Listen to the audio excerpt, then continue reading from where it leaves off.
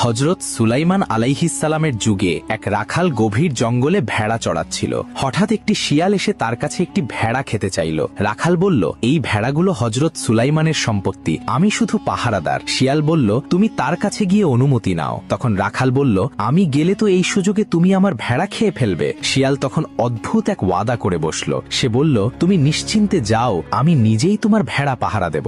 রাখাল অবাক হয়ে হযরত সুলাইমানের দরবারের দিকে রওনা হলো। পথে সে তিনটি অদ্ভুত দৃশ্য দেখল। প্রথমটিতে দেখল একটি গাভী তার নিজেরই বাছুরের দুধ পান করছে। দ্বিতীয়টিতে দেখল কিছু মানুষ ছেঁড়া ফাটা পুরনো কাপড় পরে আছে, কিন্তু তাদের সবার হাতে সোনার থলি। আর তৃতীয়টিতে দেখল একটি পরিষ্কার পানির ঝর্ণা বয়ে যাচ্ছে, কিন্তু তৃষ্ণার্ত হয়ে কাছে যেতেই এমন তীব্র দুর্গন্ধ বের হলো যে তার দম বন্ধ হয়ে আসার উপক্রম। দরবারে পৌঁছে রাখাল শিয়ালের জন্য ভেড়া খাওয়ার অনুমতির পাশাপাশি এই দৃশ্যগুলোর অর্থ জানতে চাইল। তখন হযরত সুলাইমান জানালেন, এগুলো